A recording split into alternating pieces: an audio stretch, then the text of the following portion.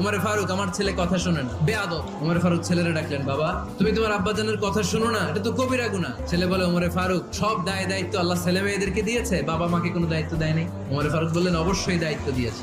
তাহলে বলেন আমার বাবার দায়িত্ব কি? উনি বললেন, প্রাইমারিলি প্রথমত 3 দায়িত্ব। পৃথিবীর প্রতিটি বাবার উচিত ছেলেদের মেয়েদের জন্য ভালো মায়ের ব্যবস্থা করা। 2 নম্বরে সুন্দর তার একটা নাম রেখে দেয়া। 3 নাম্বার তার আল্লাহর কিতাব শিক্ষা দেওয়া। এবার ছেলেকে আমার আব্বা 3টার একটাও করে নাই। এবার ওমরে ফারুক রেগে গেলেন, বাবার কাঁধে ধরলেন। ছেলে বলে, আমিরুল মুমিনিন, আমার মা নর্তকী, আমার মা মাজুসি, আমার মায়ের মধ্যে কোনো আদব কাদব নাই, সুন্দরী দেখে আমার মা রে বাবা বিয়ে করছে, আমার মায়ের কাছ থেকে জীবনে কিছু শিখি নাই। 2 নাম্বার সাম্মানি খানফাসা, আমার বাবা আমার নাম রেখেছে চামচিকা। ওয়ালাম ইউআল্লিমনি হারফাম মিন কিতাবিল্লাহ, আমিরুল মুমিনিন শুধু তাই না, আল্লাহর কোরআনের একটা অক্ষর আমার বাবা কোনোদিন আমারে শিক্ষা দেয় না। ওমর ফারুক রেগে গেলেন, এবার বাপের কান্দে ধইরা মারতে শুরু করলেন। তুই পুলার নামে